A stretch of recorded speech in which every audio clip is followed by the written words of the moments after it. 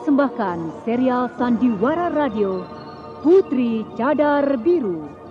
Putri Cadar Biru.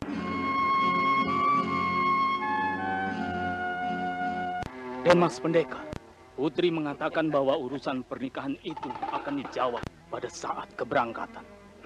Ya, langsung kepada Dimas Pendekar Grojogan Sewu sendiri. Itu bagus. Kita yang ikut memikirkan teman juga bagus. Pokoknya tidak ada yang tidak bagus kecuali apa, Den Mas? Kecuali di antara kita ada yang pernah berpikir bahwa andai kata Putri mau menikah dengan salah seorang di antara kalian. Kalau pengawal-pengawal istana Lembah Kabung sudah berkumpul semua, rasanya tidak ada urusan yang tidak bisa diselesaikan. Tetapi aku belum melihat Godobisu. Sebenarnya Ki Godobisu sudah tiba. Bahkan kalau dihitung-hitung dia yang datang paling dahulu. Tetapi karena memang dia tidak bisa bicara, maka dia tidak menemui tamu. Tetapi langsung masuk ruangan Pandai Besi. Wah, pantaslah kalau begitu. Lalu yang lain pada kemana mereka? Ya, Putri Cadar Biru memang luar biasa. Para pengawalnya begitu setia, begitu menyayang seakan-akan mereka menyayang kekasihnya. Itulah yang membuatku kagum. Ya.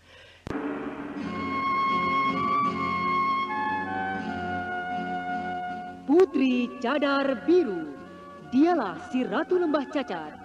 Dia yang ditakuti oleh setiap kesatria karena ketinggian ilmunya, namun sekaligus dikagumi karena jelita tiada tara.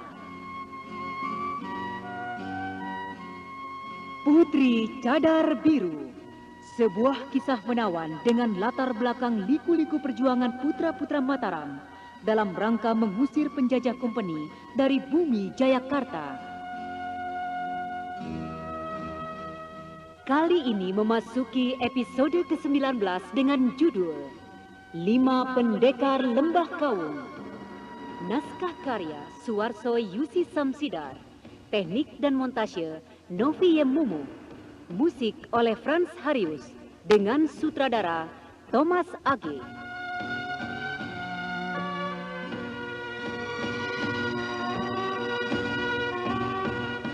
Pada seri yang ke-21 ini menampilkan Andreas sebagai Ki Gede Imamadi, Edi Dosa sebagai Satria Angin-Angin, Idris Apandi sebagai Pendekar Gelang Tujuh, Beni sebagai Doro Kemis, Kristiana sebagai Buntung Kanan, Endang sebagai Buntung Kiri, dan pembawa cerita Neni Sumardi.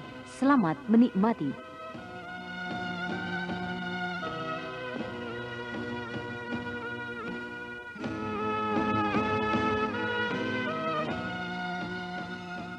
Pada kisah yang lalu diceritakan tentang kedatangan Jalulata Cabang Barat dan pendekar Satria Angin-Angin bersama istrinya, Nyai Rantansari. Persiapan untuk segera memasuki peperangan sudah semakin dekat. Tetapi bagaimana dengan usul kaum gagah agar Putri Cadar Biru melangsungkan pernikahan sebelum mengobarkan perang berhubung? Sobat Raja Pengemis, Iya. Setelah perempuan-perempuan meninggalkan ruangan ini dan mereka berkumpul di Taman Bunga, aku ingin mengatakan sesuatu yang sangat penting. Sangat penting. Apa itu? Kita sudah siap-siap mau perang, bukan? Ya, benar. Lalu? Begini, bagiku dan bagi kau, meskipun kau tidak lama berumah tangga, akan tetapi yang namanya kawin itu sudah pernah. Teruskan dulu bicara, baru tertawa. Tentang putri kita. Kakang Ketua Pusat, memang sebaiknya Andika yang bisa dekat dengan Putri membicarakan masalah itu sebelum kita semua berangkat ke peperangan. Sebagai sahabat, kita wajib mengingatkan, sobat. Ya, bagaimana gagasanmu tadi? Bukan kami tidak membicarakannya sebelum ini. Aku dan sahabat Danyang Kecapi telah memberanikan diri membicarakan hal itu dengan Putri. Hasilnya, ya, seperti kalian lihat sekarang ini. Putri tidak memberikan jawaban, bahkan sejak itu. Putri masuk kamar semedi sampai sekarang. Kau datang bersama istrimu juga. Putri belum menemuinya. Jawabannya hanya melalui Nyai Sunggarani. Katanya nanti saja. Beberapa saat sebelum berangkat berperang, ia akan membicarakannya langsung dengan Dimas Pendekar Grojogan Sewu. Bagaimana sampai begitu? Ya, kenapa kau tanya aku? Apakah aku ini putri, ha? Jangan marah dulu. Maksudku, mengapa Putri menanggapi secara begitu? Bukankah dia sendiri juga tampaknya sangat menyayangi Denmas Pendekar? Kakang Ketua Pusat, apakah karena Denmas Pendekar yang keberatan? Sama sekali tidak. Tak ada pihak yang merasa keberatan. Tetapi entahlah, tak seorang pun di antara kita yang mengerti jalan pikiran Putri. Tapi, ya, kita tunggu saja sampai kita berangkat berperang. Sungguh sayang. Sungguh sangat disayangkan. Apa yang harus disayangkan? Apa bagusnya kalian suka mencampuri urusan orang lain? Oh, kiranya Tuan Pendekar. Melihat kemunculan pendekar gelang 7 yang begitu tiba-tiba, tanpa kedengaran suara langkahnya sekalipun, maka baik Satria Angin-Angin, Ki Gede Imamadi maupun Doro Kemis semakin kagum kepada pendekar gelang 7 yang gagah itu. Ilmu meringankan tubuhnya seakan telah mencapai puncaknya yang tertinggi. Tuan Pendekar Gelang 7. Mengapa kau pakai sebutan tuan? Hah? Maling kecil? Hah? Aku masih tetap seperti Sobrang yang dulu yang pernah kalian kenal. Kau mau bicara apa? Ayo, bicaralah. Maaf Denmas Pendekar. Kalau Denmas sudah mendengar, biarlah kita teruskan saja pembicaraan kita. Aku justru sangat ingin mendapatkan petunjukmu. Bukankah sekarang saatnya yang harus dilakukan oleh majikan Istana Lembah Kawung untuk melangsungkan perkawinan? Urusan perkawinan adalah urusan yang sangat pribadi. Aku memang setuju sekali jika Putri Cadar Biru mau menikah sebelum berangkat berperang. Sebab, ya, siapa tahu di antara kita tidak bisa pulang perang. Kan berarti tidak pernah bisa menyaksikan pernikahan Dara Perkasa itu. Atau misalnya salah seorang di antara pengantin ada yang tewas. Pernikahan itu pun tidak akan pernah ada. Tetapi urusan perkawinan memang urusan yang sangat pribadi. Kalau Putri sampai dengan saat ini tidak mau menikah, tentunya dia mempunyai alasan tersendiri. Denmas Pendekar, Putri mengatakan bahwa urusan pernikahan itu akan dijawab pada saat keberangkatan. Ya, langsung kepada Dinmas Pendekar Grojogan Sewu sendiri. Itu bagus. Kita yang ikut memikirkan teman juga bagus. Pokoknya tidak ada yang tidak bagus kecuali apa Denmas? Kecuali di antara kita ada yang pernah berpikir bahwa andai kata Putri mau menikah dengan salah seorang di antara kalian.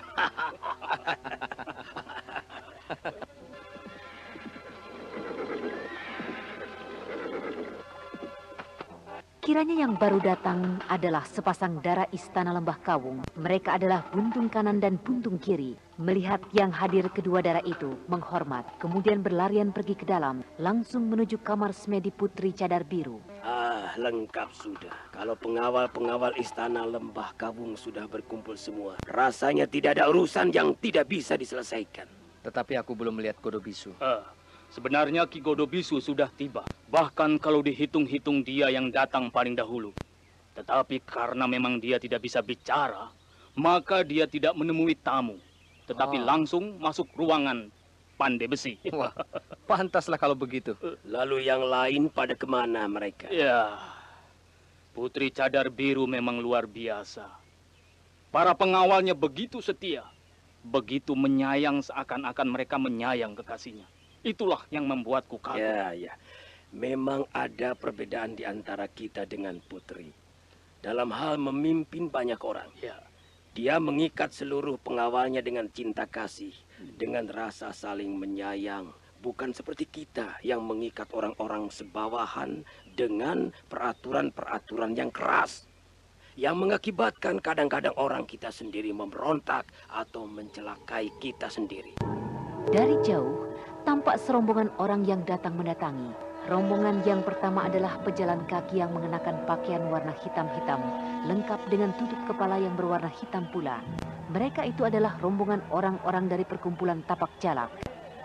Di belakang mereka, ada serombongan orang berkuda yang dipimpin oleh sepasang pemuda yang mengendarai kereta kuda. Mereka itu adalah orang-orang perguruan Jaran sepasang. Ki Gede Imamadi yang merasa bertanggung jawab terhadap para tamu segera mengadakan penyambutan.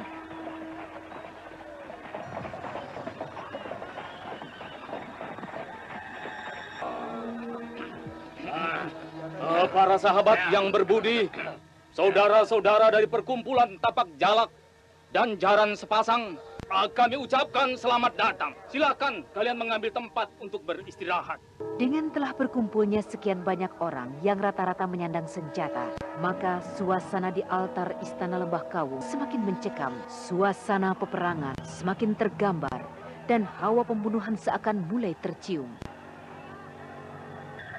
Para paman dan segenap hadirin yang berbudi, atas perintah Putri, saat ini aku Buntung Kiri menghaturkan permohonan maaf karena nanti tengah malam Putri baru dapat menjumpai kalian. Para tamu dipersilahkan menikmati ala kadar yang sudah disediakan.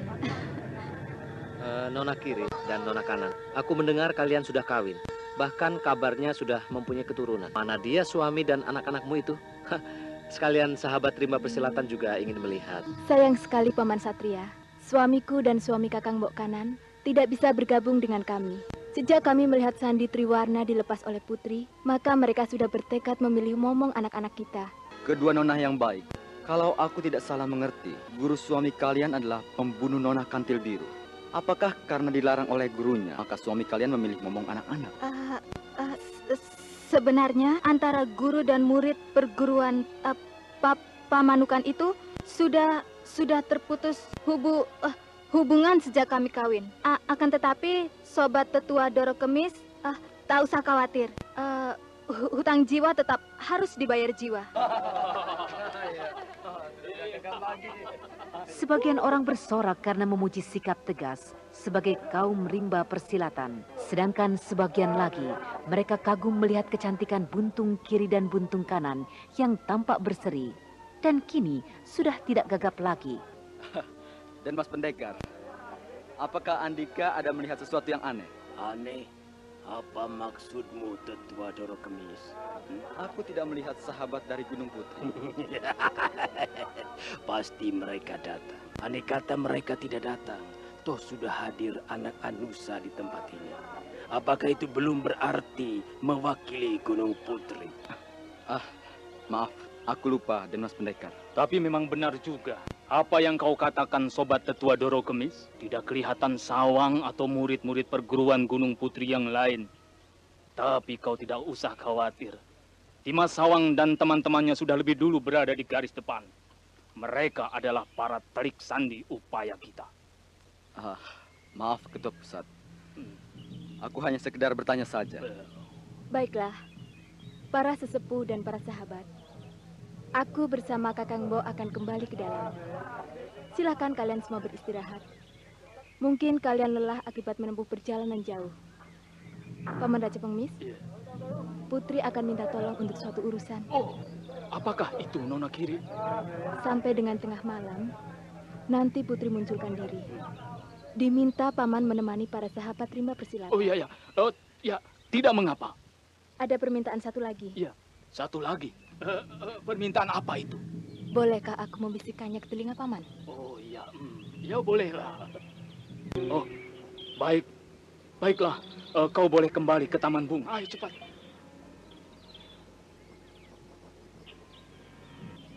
Dan Mas Pendekar dan para sahabat, apa yang dibisikkan oleh Nona Buntung Kiri itu bukanlah apa-apa, ha? Rupanya Putri menginginkan supaya aku juga melihat-lihat keadaan di sekitar istana Lembah Kawung ini. Meskipun semua orang mempercayai apa yang dikatakan oleh Ki Gede Imam Madi mengenai apa yang dibisikkan oleh Buntung Kiri, akan tetapi pendekar Gelang Tujuh yang cerdik itu tidak mudah saja percaya. Berapa banyak murid Lembah Kawung yang bertugas menjaga sekeliling istana ini, Imam Madi? Banyak sekali, Den Mas. Tidak kurang dari 50 murid. Apakah yang jumlahnya 50 orang murid pilihan itu sekarang tidak bisa bekerja lagi? Oh, tentu saja bisa. Mereka bahkan biasa disebut pengawal-pengawal pilihan. Lalu mengapa sedangkan di sini banyak para ksatria, para jago rimba persilatan pilihan yang berada di sekeliling istana, malah kau dititipi tugas tambahan? Kalau aku tidak membukakan apa yang dipesankan oleh Buntung Kiri, melalui bisikan salah-salah para tamu akan salah mengerti. Biarlah aku buka saja. Sesungguhnya, Den Mas Pendekar, dan para sahabat rimba persilatan. Apa yang dipesankan oleh Buntung Kiri tadi ialah agar aku tidak menyinggung-nyinggung urusan perguruan Gunung Putri. Anda sekarang masih mendengarkan Sandiwara Radio Putri para Cadar sahabat, Biru di channel Memori 80. Makanya Putri berpesan demikian karena Putri tidak tahu bahwa Dimas Sawang dan para adik perguruannya sekarang sudah ada di perbatasan kawasan Mataram.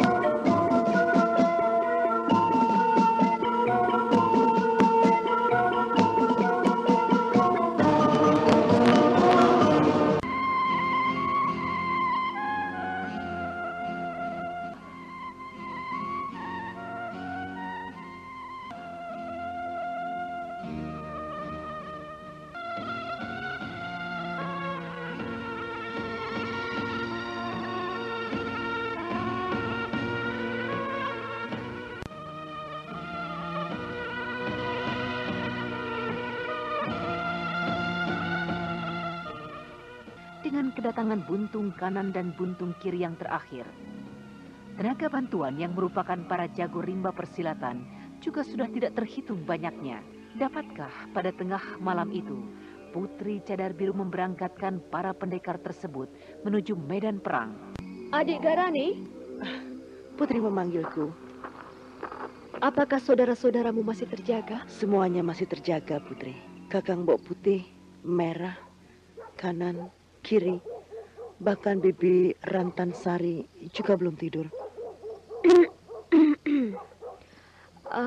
Dapatkah kau pergi meminta Kang Mas Anusa menjumpai aku di sanggar Pamelengan ini? Baik, Putri. Aku akan segera pergi. Hati-hatilah.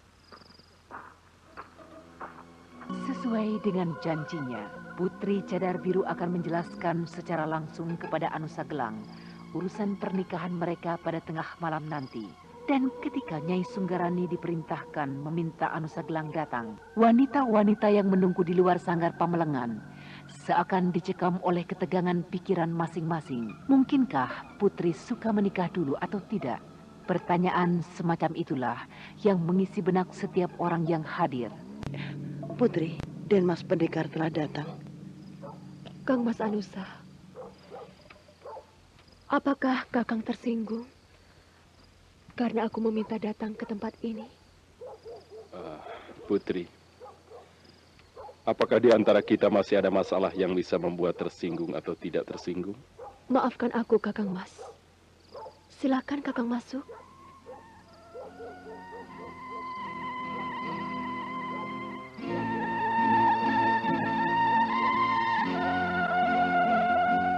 Meskipun pertemuan antara Putri Cadar Biru dengan Anusa Gelang hanya berdua sudah sering terjadi, akan tetapi pertemuannya kali ini tetap saja membuat yang melihat merasa ikut hanyut dalam perasaan yang haru biru. Pada detik itu, Anusa Gelang tertegun ketika membuka pintu sanggar. Didapatinya Putri Cadar Biru tengah berdiri menunggu. Dengan senyum merekah mawar, Dara jelita itu mengulurkan tangan, dan sambil bergandengan tangan, mereka mengambil tempat duduk yang berhadap-hadapan.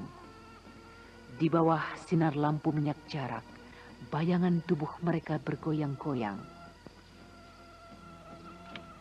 Kakak. Ya, Putri. Kakang Mas mengerti mengapa aku menginginkan pertemuan di tempat ini, bukan di tempat lain. Iya, Putri. Sungguh tak enak kepada orang-orangmu dan para tamu yang ada di luar sanggar. Kakang Mas, apakah masih perlu khawatir? Semua orang sudah mengenal perilaku kita dengan sungguh-sungguh. Iya. Kalau memang kita orang yang berwatak rendah, yang berkesempatan untuk berbuat menyeleweng, mungkin sudah tidak terhitung banyaknya. Tapi Kakang Mas tahu, kita tidak demikian, bukan? Iya. Lalu mengapa Putri mengundangku kemari? Kakang Mas. Iya. Kita akan segera pergi berperang.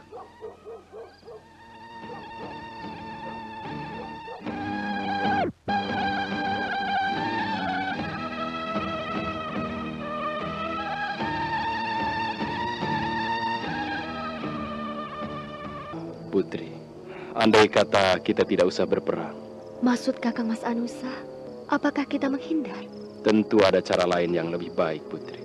Sudah terlanjur kalangan rimba persilatan menaruh harapan kepada Istana Lembah Kawung menjadi pelopor melawan kompeni. Tidak mungkin rasanya mengecewakan mereka. Memang kewajiban kita untuk mengusir kompeni dari bumi Nuswantara ini. Dan merupakan kewajiban semua putra Pertiwi. Akan tetapi mengusir kompeni harus dengan kekuatan Kakang. Sedangkan putra Pertiwi yang mempunyai kekuatan adalah kaum gagah rimba persilatan. Oleh karena itu, akan sangat berdosa kita kalau kita tidak melakukan dharma kependekaran. Lalu apa intinya kau memanggilku kemari, Putri? Waktu Kakang pulang ke Kerojokan Sewu, aku sangat cemas. Aku khawatir Kakang tidak kembali lagi ke Lembah Kawung. Maafkan aku, Putri. Kalau ternyata aku membuatmu sangat cemas. Ya, tapi waktu itu kupikir aku sudah tak ada gunanya lagi di Bukit Kacida. Mengapa Kakang berpendapat begitu? Karena kau sudah marah kepada aku akibat kepergianku ke Gunung Putri bersama Sunggarani. Padahal kalau diingat, kan Putri sendiri yang menginginkan aku dan dia pergi ke sana. Iya, Kakang Anusa. Sebenarnya aku hanya ingin tahu, apakah Kakang sebenarnya tertarik atau tidak terhadap Sunggarani? Maafkan aku, Kang Mas. Iya. Sebenarnya, apakah Kakang tidak tahu bagaimana perasaanku terhadapmu? Apakah Kakang masih ingat bagaimana aku menunggu Kakang pada setiap bulan purnama di kaki Bukit Kacida? Mengapa itu kulakukan, Kakang? Apakah Kakang tahu perasaanku? Putri, kupikir aku hanyalah seorang duda miskin yang bodoh. Bagaimana gadis secantik kau yang namanya begitu termasuk mau memandang sebelah mata kepadaku? Tidak hanya sebelah mata, Kakang, tetapi 3 belah mata. Mata kepala dan mata hatiku menatap lurus kepadamu. Apakah aku harus mengucapkannya secara gamblang? Tidak usah. Itu tidak perlu. Yang penting sekarang adalah kelanjutannya, Putri.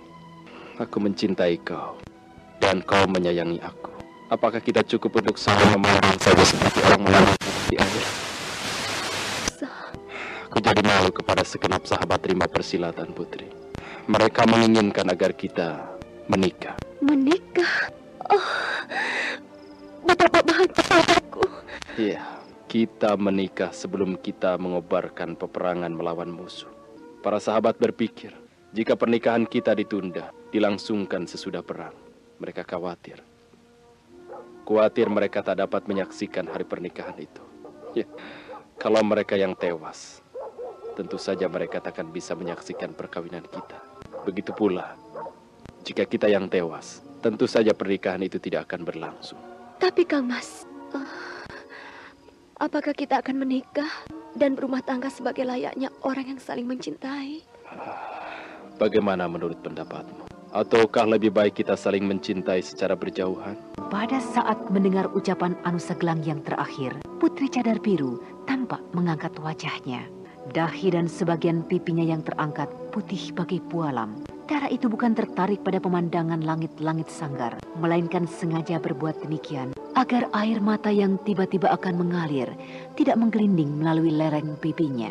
Putri, kalau pernikahan itu sesungguhnya hanya akan menyusahkan kau, tentu saja itu tidak perlu kau lakukan. Kang Mas Anusa, cinta yang paling indah adalah yang berlabuh dalam sebuah perkawinan. Kang Mas, apakah kalau kita tidak menikah, Kakang akan membenciku? Tentu saja tidak, Putri. Pernikahan akan jadi berharga sebagai sebuah peristiwa bahagia apabila itu dilakukan oleh kedua belah pihak dalam keadaan suka sama suka. Akan tetapi aku tidak mengerti mengapa Putri selalu mengelak, selalu menampik untuk menikah. Kakang, untuk apa kita menikah jika sehari sesudah itu kita pergi berperang dan tidak ketahuan bagaimana nasib kita selanjutnya? Putri, andai kata peristiwa bahagia itu bisa kita langsungkan, betapa bahagianya rasa hati. Ada sisa waktu sehari, kita nikmati sehari. Ada waktu setengah hari, biarlah kita nikmati yang setengah hari. Jika waktu kita hanya sekejap, yang sekejap itu pun memadailah. Kita akan nikmati dengan penuh kebahagiaan. Tapi tampaknya kau tidak menginginkannya, Putri.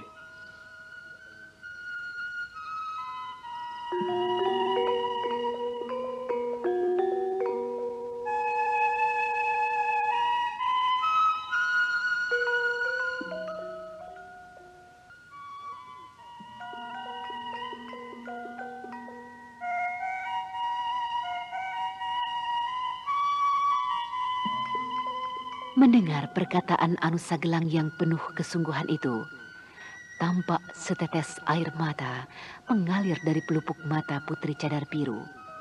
Nafasnya seakan tersumbat, dan tubuhnya tampak bergoyang-goyang seakan-akan jatuh.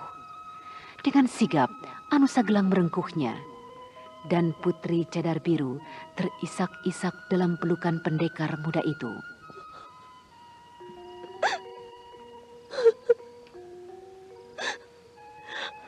Alangkah bahagianya aku jika aku hanyalah seorang gadis dusun biasa, gadis petani. Ya, asalkan tugas menanam padi sudah selesai, maka dengan pria pujaannya dia boleh menikah kapan saja. Tapi aku... Anusa Gelang sendiri merasa kerongkongannya tersumbat oleh kesedihan yang mengalir dari tangis Putri Cadar Biru. Untuk beberapa saat, pemuda itu memandang kosong ke arah lampu sentir dari minyak jarak yang nyalanya meliuk-liuk amat temaram.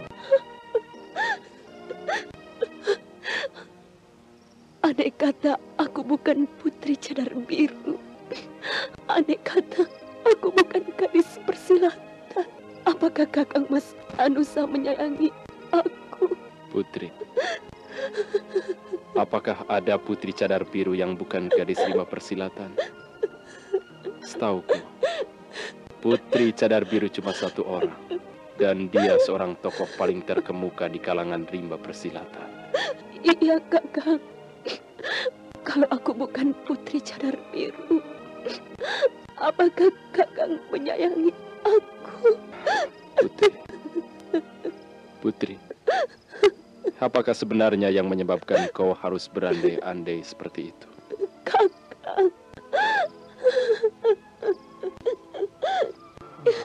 Mengapa Putri jadi begini perasa, peka, mudah tersinggung, cengeng, dan hatinya begitu getah seakan tak punya lagi keteguhan hati seperti dulu? Putri, maafkan aku kalau perkataanku menyakiti hatimu. Maafkan kesalahanku. Tapi sungguh bukan maksudku untuk membuatmu jadi begitu bersedih. Tidak, Kakang. Kau tidak bersalah. Aku yang salah. Aku yang terlalu mementingkan diriku sendiri. Putri. Kang Mas, tahukah Kakang betapa inginnya aku menjadi teman hidupmu, menjadi istrimu. Tapi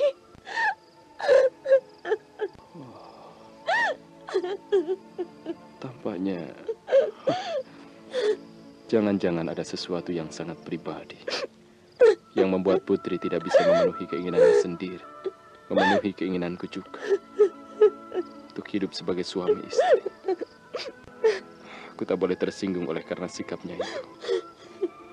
Betapapun dia adalah seorang pendekar besar yang juga Dewi Penolong bagiku dan bagi anak setan. Jangankan hanya menampik, merampas jiwaku pun seharusnya tak pantas untuk kusesali. Putri, sudahlah Putri. Kita lupakan saja pembicaraan mengenai perkawinan. Aku tidak ingin engkau tak boleh menurutkan kesedihan hatimu. Sebab betapapun juga kegigihanmu, ketegaranmu, dan kegagahanmu sangat dibutuhkan banyak orang. tidak, Kakak. Aku tetap ingin membicarakan urusan pernikahan kita. Aku ada satu pertanyaan untukmu. Pertanyaan? Silakan kau bicara, Putri. Kalau aku tidak bersedia menikah denganmu, apakah Kakang akan membenciku? Oh, tentu saja tidak, Putri. Adalah hak setiap orang menikah ataupun tidak menikah. Kalau aku bersedia menikah denganmu, apakah Kakang akan merasa sangat bahagia?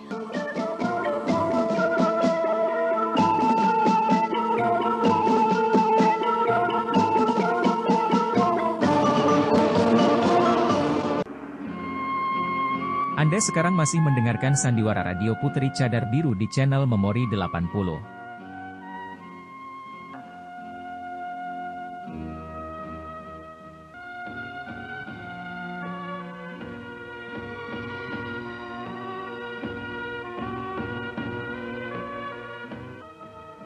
Percakapan antara Putri Cadar Biru dengan pendekar Grojogan Sewu yang penuh dengan isak tangis dan kedukaan. Mungkinkah Putri Cadar Biru jadi menikah dengan pemuda pujaan hatinya? Ataukah ia akan tetap tinggal sebagai perawan suci sampai akhir hayatnya? Kakang, Iya. sukalah kau menjawab pertanyaanku, Kakang. Apakah Kakang berbahagia jika aku bersedia menikah? Putri, barangkali tak ada anugerah yang merupakan alam yang lebih besar artinya bagiku, kecuali menikah denganmu. Tetapi... Mengapa harus pakai tetapi, Kakang? Tetapi apalah artinya aku mendapatkan hati dan jasadmu, Putri, kalau alam pikiranmu melayang entah kemana. Oh, Kakang, marilah kita menikah dan kita tinggalkan tempat ini jauh-jauh, sehingga tidak lagi tercium hawa peperangan, Kakang. Aku seorang wanita, sungguh aku sangat rindu untuk melahirkan putra-putramu, menjadi orang yang paling dekat dengan orang yang paling kusayangi, menjadi pendamping yang tidak akan... Tunggu, Putri. Janganlah kita jadi pengecut yang lari dari tanggung jawab. Beratus-ratus orang kaum gagah yang menunggu di luar. Beribu-ribu jiwa yang harus kita selamatkan dari kuku penjajahan. Kita bisa saja menikah, Putri. Tetapi tak mungkin kita meninggalkan tempat ini untuk mencari kesenangan dan kedamaian buat kita sendiri. Putri, kau dan aku adalah pemimpin gelar Ingpera. Kakang Mas Anusa Gelang, janganlah pikiranmu dibuat buntu dengan cangkriman ini, Kakang. Aku manusia biasa. Aku tidak kuat, Kakang. Putri, maukah kau berkata terus terang? Putri, keterbukaan adalah pengobat keruwetan pikiran, Putri. Tidak, Kakang. Tak mungkin aku mengucapkannya. Mengapa, Putri? Aku takut. Aku takut kehilangan kau, Kakang Mas Anusa. Takut? Anusa Gelang tiba-tiba teringat akan suasana peperangan yang sebentar lagi akan segera berkobar membakar hutan gunung di tanah Jawa ini. Hatinya tercekat, malu dan pahit. Sementara orang-orang rimba persilatan, kaum gagah dan para ksatria yang berasal dari perkumpulan-perkumpulan, dari lembah-lembah dan dari pulau terpencil, datang ke lembah Kawung untuk siap melabui perang berubuh, siap berkorban jiwa, raga, dan segala-galanya. Maka ia dan kekasihnya Putri Cadar Biru berbicara tentang perkawinan. Putri, mengapa kau sudah menjadi orang lain? Kemana Putri Cadar Biru yang selalu tegar, selalu gigih, selalu tangguh? Jika memang harus ada perkawinan di antara kita, Putri, itu adalah perkawinan dua pendekar, bukan perkawinan dua pengecut yang mau ngacir terhadap tanggung jawab. Putri Cadar Biru adalah putri yang selalu kukagumi, yang cantik juga bijak, yang jelita dan perkasa. Bukan orang yang untuk mengatakan sesuatu saja sudah takut. Putri, kalau akibat perkawinan itu aku harus kehilangan Putri Cadar Biru yang gagah perkasa, yang gigih memimpin perlawanan terhadap kompeni, rasanya lebih baik aku tidak menikah. Apalah artinya aku menikah jika kelak di kemudian hari pasangan kita akan menjadi bahan kutukan, tumpuan caci maki anak cucu kita, bahkan cercaan kaum gagah. Kakang, janganlah kau marah, Kakang. Aku jadi sangat sedih. Tidak perlu. Aku bukan marah kepadamu. Aku marah kepada diriku sendiri, yang terlalu temah, ingin mendapatkan semuanya, yang terlalu tamak, ingin serba memiliki. Kakang, Iya. izinkanlah aku mengatakan yang sebenarnya. Kalau sesudah itu menurut hemat Kakang aku bersalah, silahkan Kakang menjatuhkan hukuman. Putri, di dunia ini, siapa yang akan berani menghukum kau? Ya, rupanya untuk mengungkapkan rahasia isi hati yang sebenarnya, Putri Cadar Biru memerlukan keberanian. Untuk beberapa saat, darah perkasa itu tercenung. Pandangan matanya menatap kosong ke arah kekasihnya. Ketika Anusa Gelang meletakkan tangannya ke atas pundaknya, maka Putri Cadar Biru tampak tersentak dan menghela nafasnya. Kakang, apakah Kakang mengenal benda ini? Putri Cadar Biru menarik tali rambutnya yang berupa sehelai kain sutra warna merah jambu, sehingga rambut emasnya yang menggumpal itu jadi tergerai, menyebarkan bau harum dan rona kecantikan yang luar biasa. Untuk sesaat, Anusa Gelang tercekat hatinya. Akan tetapi begitu memperhatikan helaian kain sutra warna merah jambu itu, segera ia tahu barang apa yang dimaksud. Bukankah itu kitab pusaka pusaran angin Dewi? Benar, Kakang. Inilah kitab pusaka pusaran angin Dewi. Hadiah 3 malaikat istana lembah gamelan. Aku telah menelitinya, mempelajari dan memahaminya sampai kepada yang paling inti. Baru pada tahun yang terakhir ini ku ketahui maknanya secara hakiki. Mengapa 3 guru Eyang Rakrian Juru Bantu, Juru Salang dan Eyang Dewi Sekar Wirang tidak pernah terangkap jadi suami istri, meskipun mereka saling mencintai. Tahukah kau, Kakang, mengapa? Aku tidak tahu, Putri. Tetapi setauku, Guru Besar Cemoro Sewu, Madewi Lanjar tidak pernah menikah karena kekecewaan hatinya terhadap kekasihnya, kakek Balungkala. Sehingga menurutku, antara ilmu sakti angin manik buah ciptaan Guru Besar Cemoro Sewu itu dengan dirinya yang tidak menikah, tidaklah ada hubungannya. Tapi ini lain, Kakak. Ya, kalau begitu, harap kau jelaskan, Putri. Kakak, dalam kata penutup kitab pusaka ini, jelas tertulis kalimat yang intinya bahwa, lihatlah Kakang, kata marga suci ini. Iya. Bertahun-tahun ku selami, ku hayati, ku teliti secara terus-menerus tanpa henti. Akhirnya ku temukan maknanya yang hakiki, bahwa ilmu pusaka pusaran angin dewi dapat dikuasai hingga mencapai tingkat kesempurnaannya oleh orang yang berada dalam kesucian, berjaga suci atau perawan suci. Aku mengerti sekarang, Putri. Mengapa pada akhir-akhir ini kau tampak selalu uring-uringan, tidak gembira, dan sering mengurung diri. Kakang. Jadi kau telah selesai melatih ilmu pusaran angin dewi itu sampai pada puncak. Sudah. Terima kasih atas perhatian dan pengertianmu, Kakang. Iya. Hingga sampai hari ini, aku selalu merasa terhimpit oleh 2 keinginanku. Menjadi pendamping kekasih, ataukah bersama kaum kesatria berperang mengusir musuh. Putri, kecintaanku kepada adik Gelangsari, ibu anak Seta begitu besar, karena dia adalah wanita pilihanku yang pertama. Tetapi aku harus jujur, bahwa cintaku kepadamu ibarat sukar diukur, Putri. Yang terbaik bagiku saat ini adalah tidak berkata apa-apa. Semuanya itu terpulang kepadamu, Putri. Betapapun aku sudah berjanji kepada Sang Murbeng Alam, kepada Bukit Kacida dan diriku sendiri, Kakak, bahwa aku tetap harus jadi istrimu. Untuk apa? Tak perlu mengorbankan urusan besar untuk perasaan cengeng yang kadang menyesatkan, Putri. Aku sudah cukup berbahagia bahwa darah perkasa yang kucintai juga ternyata membalas cintaku.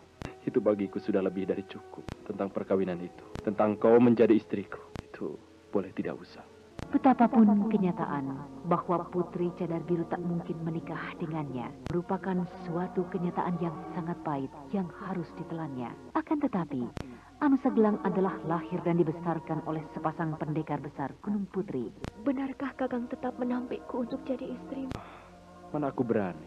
Kalau begitu, bukalah cadarku ini, Kakang, sebagai pertanda bahwa kaulah suamiku di dunia dan di alam baka. Dengan kedua tangan yang gemetaran, Anusa Gelang perlahan-lahan membuka cadar biru yang selama ini selalu menutup sebagian wajah Putri Cadar Biru, lalu menyerahkan cadar itu kepada Putri Cadar Biru. Tidak, Kakang. Kain cadar ini akan kukalungkan di lehermu. Kakang. Putri. Peluklah aku. Putri. Kang Mas Anusa Gelang, sejak besok pagi, kita akan melabuhi Perang Brubuh. Hanya takdir yang bisa menentukan kita. Apakah kita akan bisa berkumpul kembali atau tidak. Pelukanmu yang sekali ini akan menjadi pusaka bagiku. Seandainya aku harus berangkat menuju alam baka. Putri. Oh, Putri. Kita sudah menikah, Kakak. Iya, Putri. Kita sudah menikah. Oh, suamiku. Oh, istriku. Kakak, fajar sudah tiba. Iya. Fajar sudah tiba. Orang-orang sudah menunggu kita terlalu lama, Putri. Baiklah. Mari kita jumpai mereka. Iya. Ayo kita ke sana. Melihat kemunculan pasangan pendekar gagah yang baru keluar dari sanggar itu, semua yang hadir menunggu dengan kecemasan, menarik nafas lega, dan bahkan sebagian tertawa. Orang-orang itu seakan mendapatkan semangatnya kembali, menemukan barang yang hilang, dan memandang pasangan pendekar itu dengan kekaguman yang baru. Dimas Pendekar, dan kau Putri. Pada hakikatnya setiap orang hanya bisa melakukan sesuatu sesuai dengan takarannya. Oleh karena itu, apabila ternyata perang berubuh ini memberimu beban yang terlalu berat, maka aku, Denmas Pendekar Gelang 7, para bini sepuh, maupun segenap para ksatria rimba persilatan telah sepakat. Tidak harus kau yang memegang tampuk kendali peperangan, Putri. Peperangan melawan kompeni adalah tanggung jawab setiap orang gagah, setiap putra Pertiwi. Oleh karena itu. Tidak, Kakak. Sedangkan para sahabat rimba persilatan yang datang dari lembah-lembah, pulau, ataupun dari lereng-lereng gunung ke lembah Kawung, berhimpun untuk melabui perang. Masakah aku dan suamiku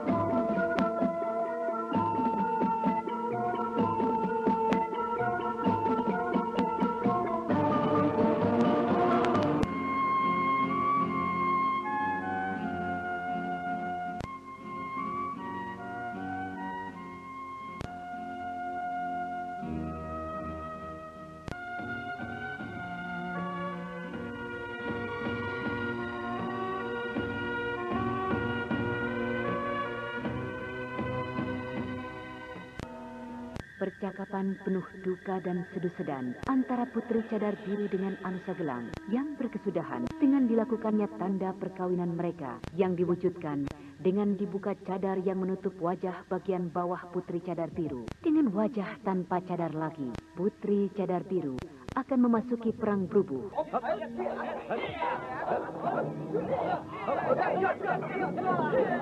Kakang Raja Bumi, Paman Pendekar Gelang 7, kita tetap dalam siasat harimau keluar sarang. Iya. Kita tinggalkan lembah Kaung ini dan menyambut musuh di tengah perjalanan. Ya, kukira itu yang terbaik, Putri. Selain medan peperangan menguntungkan bagi kita. Juga, kalau kompeni bersama kaki tangannya berniat mengurung lembah Kawung, mereka kita pukul barisan cucuknya. Tetapi tentu saja kita harus tahu dulu saat kedatangan musuh, Kakang. Apakah kita bisa tepat bertemu mereka di tengah perjalanan? Atau sebenarnya mereka telah berada di depan hidung dan mengurung kita dengan barisan tepak kuda? Suamiku tidak perlu khawatir. Kantil merah dan kantil putih sedang pergi untuk menyelidiki perjalanan mereka. Iya, syukurlah kalau begitu. Apa kata kalian? Kalian sudah menikah? Hei para sobat rimba persilatan, kalian dengar? Putri Cadar Biru dan anak Anusa telah menikah.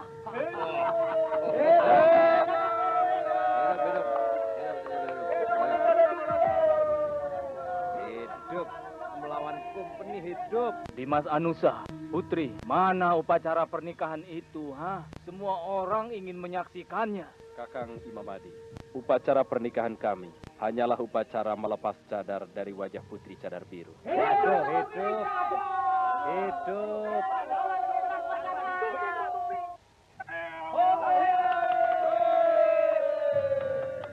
Sorak-sorai dan tepuk tangan orang-orang itu kian lama kian gegap gempita. Barulah ketika Pendekar Gelang 7 memberikan isyarat dengan gerakan tangan, suara riuh rendah itu jadi mereda.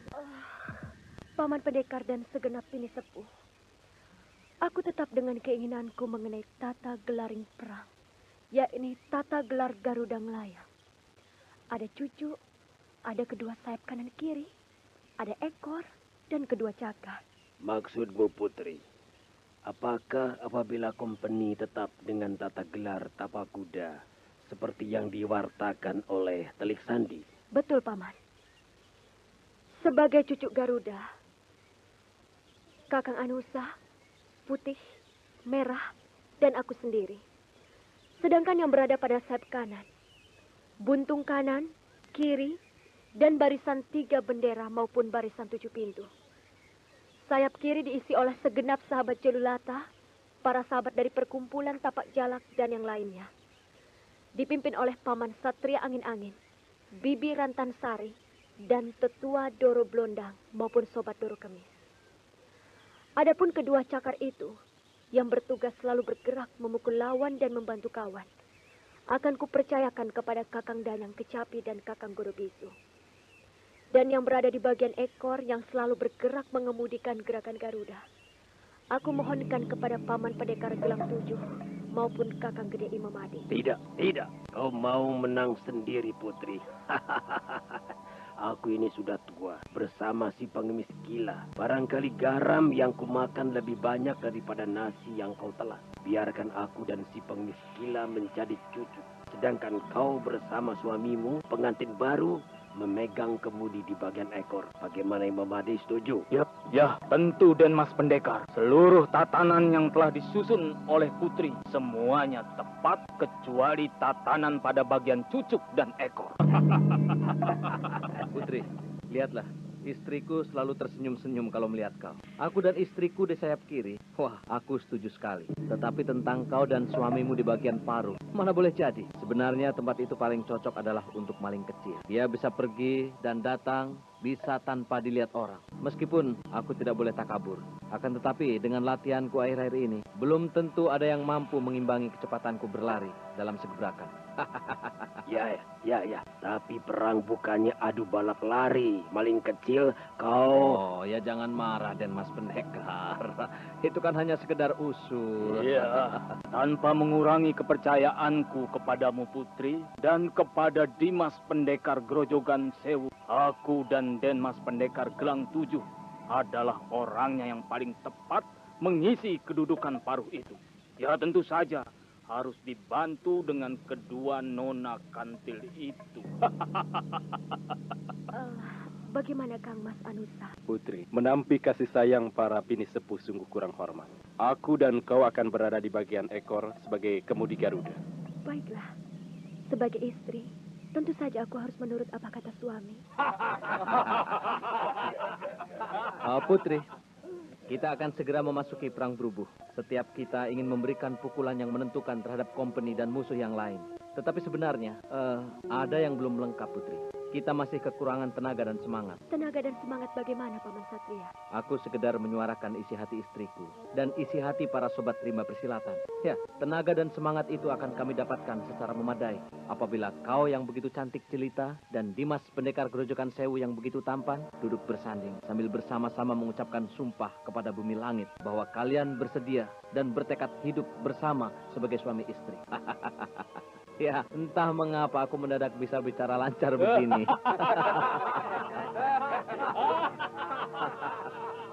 Para tamu dan segenap yang hadir, kaum gagah rimba persilatan itu tertawa karena mendengar kata-kata yang lucu. Dan mereka senang karena akan menyaksikan pernikahan pasangan pendekar sakti. Bagaimana, Kakak? Ya, kita memang sudah bukan kepunyaan kita sendiri sekarang. Mereka juga merasa memiliki kita, dan sebaiknya mereka tidak kita kecewakan. Memang Kakang maunya begitu? Ya, kecil-kecilan saja, Putri. Suasana riuh rendah semakin menggemuruh seakan tidak terkendali ketika semua orang itu menyaksikan kedua pendekar pujaan mereka duduk berdampingan. Mereka seakan memandang dua bintang kejora di langit biru. Decak kekaguman dan suara nada puji-pujian terangkat ke langit. Dengan perkenan yang murbeng alam, yang menciptakan bumi dan langit, beserta seluruh isinya, maka aku, Anusa Gelang, Dewi Sri Kuntis, bersumpah untuk tetap menjadi suami istri, sejak kini hingga selama-lamanya.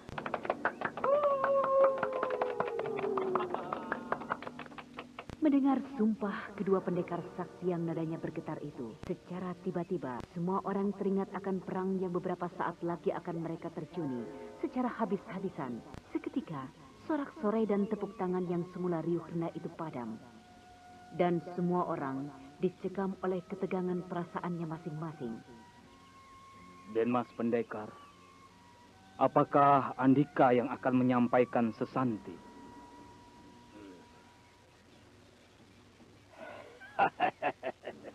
Tidak. Kau saja yang pandai bicara. Dimas Anusa, Putri, silahkan kalian sungkem. kepada pendekar Gelang Tujuh. Tak ada sorak-sorai, tak ada tepuk tangan yang menggemuruh ketika pasangan pengantin itu bersimpuh dan menyembah di hadapan pendekar Gelang Tujuh. Setiap orang semakin dicekam akan bayangan peperangan yang seakan mengikuti setiap gerak-gerik pasangan pengantin itu. Para sahabat rimba persilatan, aku menjadi orang yang paling bahagia pada saat ini, di mana pasangan pendekar sakti yang melangsungkan pernikahan ini bersujud di hadapanku. Semoga Hyang Murbeng Alam selalu melindungi kalian.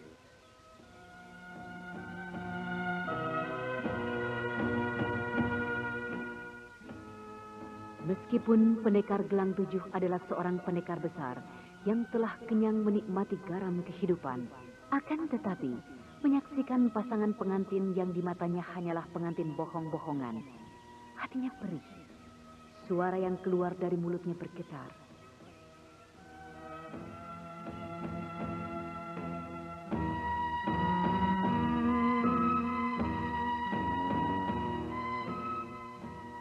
Para bini sepuh, para sahabat rimba persilatan yang berbudi, izinkanlah kiranya aku, si Raja Pengemis dari Timur, menyampaikan sekapur sirih sebagai yang mewakili kedua pengantin kita. Para bini sepuh dan para sahabat memenuhi keinginan para sahabat dan melengkapi kewajiban sebagai makhluk ciptaan Sang Murbeng Alam yang harus berkembang biak dan beranak pinak. Maka pada hari ini berlangsunglah pernikahan pasangan pendekar Anusa Gelang dengan Dewi Sir Gunting. Semoga berkat Yang Maha Kuasa melimpahi pasangan pengantin ini dan kepada kita semua.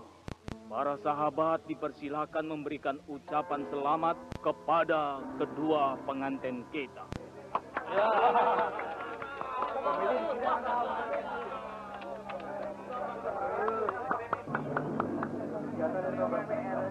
Untuk beberapa saat, para tokoh rimba persilatan itu larut dalam kegembiraan ketika mereka menyalami dan memberikan ucapan selamat kepada pasangan pengantin itu. Fajar kian semarak, sinar kemerahan telah merata, menyebar dan menyepuh langit. Pucuk-pucuk daun dan pohon-pohon yang tinggi, perlahan-lahan hawa peperangan menyelusup datang kembali. Hari ini juga kita akan berangkat berperang, Putri. Iya, Kakak. Sementara ini, kita menunggu warta terakhir dari kantil putih dan merah. Kalau memang keadaan memaksa, kita harus berangkat sekarang. Apakah Kakang Anusa menyesal? Mana ada yang bisa membuatku menyesal dalam kehidupanku kali ini di sampingmu, Putri. Apa yang kau pikirkan, Putri? Aku sedang berdoa, Kakang. Segala sesuatu yang diperlukan dalam peperangan sudah mulai disiapkan. Kuda-kuda, senjata, baju perang, perisai, maupun perlengkapan perang yang lain, semuanya telah tersedia. Saat itu dari dapur umum telah disampaikan isyarat bahwa makan pagi telah disiapkan. Maka mereka pun berjalan menuju tempat makan pagi, yang seperti sebuah tanah lapang di sisi taman bunga. Perbekalan perang pun sudah dinaik-naikkan ke dalam gerobak-gerobak. Putri, apakah sudah ditetapkan olehmu siapa yang tidak berangkat berperang? Sudah, Kakak. Nyai Sunggarani, anak Seta dan Dewi Kepodang, putri Kakang Danyang Kecapi. Aku kagum kepadamu, Putri. Kenapa, Kakang Raja Pengemis? Sama sekali tidak tergambar pada wajahmu keletihan, kelesuan, ataupun kekhawatiran orang yang akan memasuki perang berubuh. Keletihan, kelesuan, dan kekhawatiran itu sudah habis. Terkuras semalam bersama Kakang Anusa Gelang. Apa maksudmu? Aku kira kau bisa membohongi aku, Putri. Bagaimana Kakang Raja Pengemis bisa menebakku secara begitu jitu? Keteganganmu adalah ketegangan samudra yang baru bebas dari angin badai. Kedamaianmu adalah kedamaian hutan yang tandas sehabis terbakar. Meskipun apa yang terjadi, aku maupun Denmas Pendekar Gelang Tujuh tetap yakin bahwa kau tetap seorang perawan suci. Itu pasti putih dan merah. Warta yang terakhir akan segera kita dapatkan, Kakang Anusa. Dan peperangan akan segera kita kobarkan. Putri, lihatlah kedua pengawalmu itu. Jika keadaannya tidak terlalu memaksa, mereka harus diberikan waktu beristirahat dulu. Benar, Paman Pendekar.